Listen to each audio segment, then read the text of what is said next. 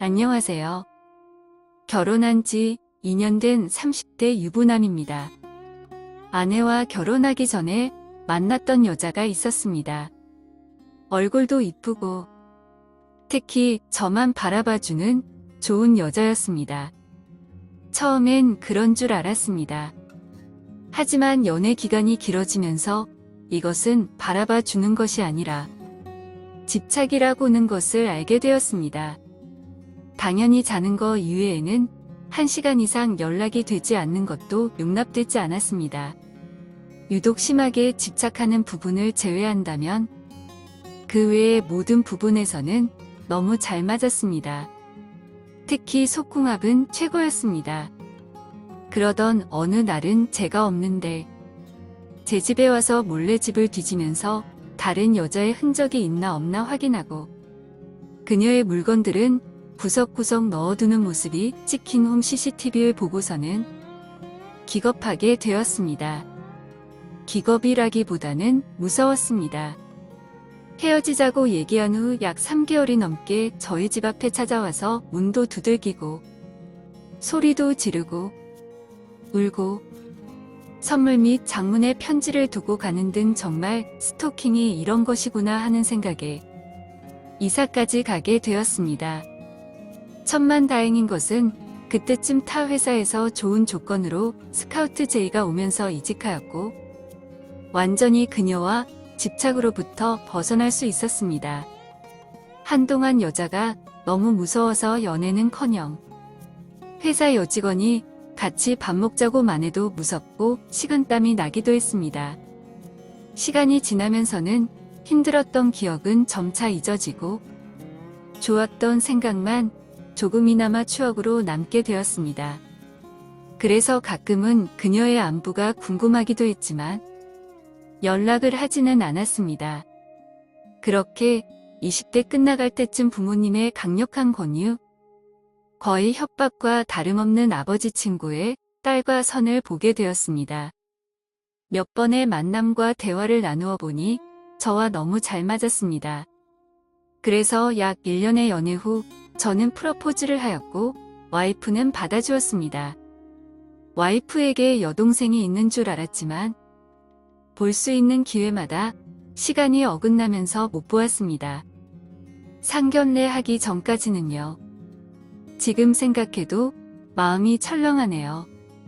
상견례 날 와이프와 먼저 상견례 하기로 한 한정식 집에서 기다리고 있는데 저 멀리서 예전에 만났던 집착이 심했던 전 여친이 걸어오고 있었고 와이프는 손짓과 함께 동생이라고 소개를 시켜주었습니다. 정말 사람이 당황하면 아무 말도 안 나온다고 하더니 저는 아무 말도 하지 못하고 쳐다보고만 있었고 와이프는 자기 동생이 예쁘지 않냐고 하면서 몇 년째 솔로라고 좋은 남자 있으면 소개 좀 시켜주라고 하였습니다. 처제이자 전 여친이었던 그녀는 아직 그 남자를 잊지 못해서 다른 사람을 못 만나는 거라고 대답을 하는데 정말 무서웠습니다. 시간이 제법 지났으니 그 남자는 나는 아니겠지?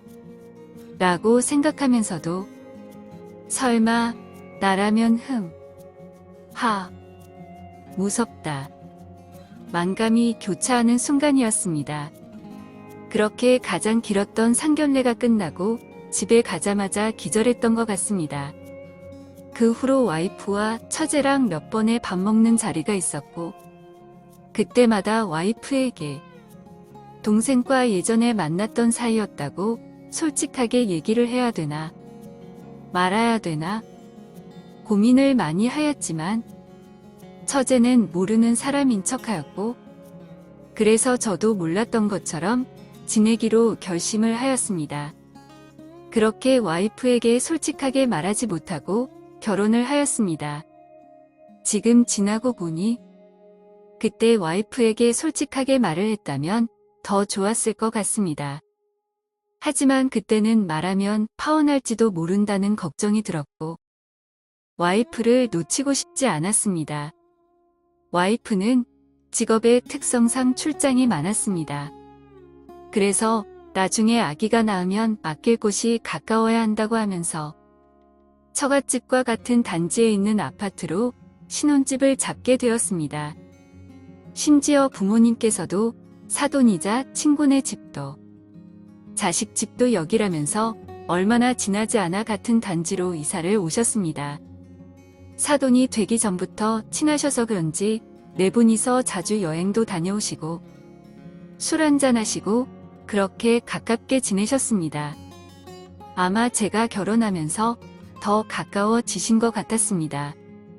지난 과거를 말하지 않는 것이 잘한 거였다고 믿을 만큼 6개월은 가는 너무 행복했습니다.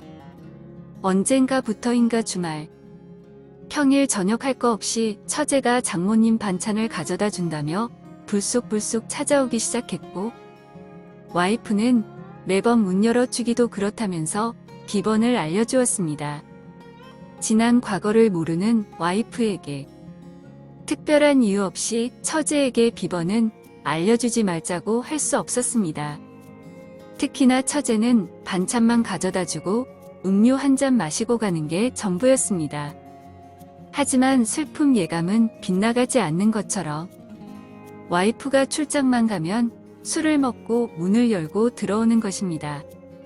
그러면서 지난 일들을 꺼내서 아직도 늦지 않았다고 자기랑 다시 잘해보자고 그러는 것이었습니다. 그때마다 저는 무슨 얘기하는 건지 모르겠네 처제. 술을 많이 마셨네 데려다 줄게. 몇 번은 제가 처갓집으로 데려다 주고 몇 번은 장모님이 오셔서 데려가고 그랬습니다. 그러다 한 번은 맨정신에 커피를 사들고 왔습니다. 그래서 진지하게 대화를 나눴습니다. 우리는 이미 끝난 지 오래되었고 난 지금 내 와이프를 너무 사랑하며 처제와 다시 시작할 마음이 전혀 없다는 것을 정확하게 말했습니다. 그리고 지난날에 처제와 만났던 사이였던 것을 공개하고 당분간은 어느 정도 거리를 두고 지내는 것이 좋을 것 같다고 말을 하였습니다. 처제도 생각해 본다며 처가로 돌아갔고 그 후로는 저희 신혼집에 오지 않았습니다.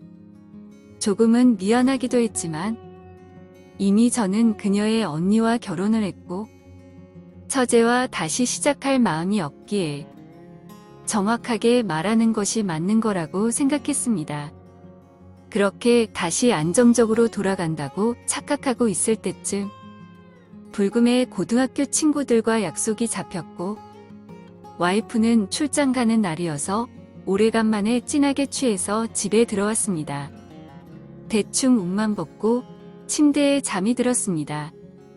새벽쯤 부스럭거리는 소리와 함께 침대에 누군가 눕길래 와이프가 일찍 출장을 마치고 집에 온 줄 알았습니다. 종종 출장 가서 새벽까지 일하고 집으로 돌아오곤 했습니다. 그렇게 와이프 안고 자다가 부부관계를 가졌습니다. 아침에 일어나서 침대를 보니 와이프가 아니라 처제가 자고 있던 것이었습니다. 지난밤 처제와 잠자리를 가진 것이었습니다. 이게 무슨 짓이냐며 불같이 화를 내었습니다.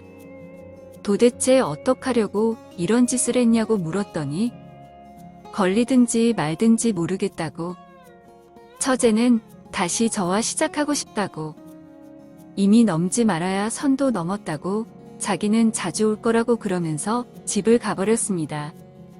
그 후로 특히 와이프 출장 가는 날에는 술 약속을 잡지 않았고 먹을 수밖에 없는 경우에는 부모님 댁에 가서 자거나 찜질방 가서 자곤 했습니다. 그렇게 한 달이 좀 지난 지금 처제가 생리를 할 시기가 지났는데도 생리를 안 한다면서 문자가 왔습니다. 그러면서 테스트기 사서 검사해보는 방법도 있지만 저와 같이 산부인과 가서 검사받고 싶다고 언제 시간이 되냐고 물었습니다. 너무나 답답합니다. 저는 어떻게 해야 할까요? 오늘의 사연은 여기까지입니다. 구독과 좋아요, 알림 설정 부탁드립니다. 긴 글을 읽어주셔서 감사합니다. 구독과 좋아요 꾹꾹 눌러주세요. 꾹꾹. 알림 설정도 꾹꾹 눌러주세요.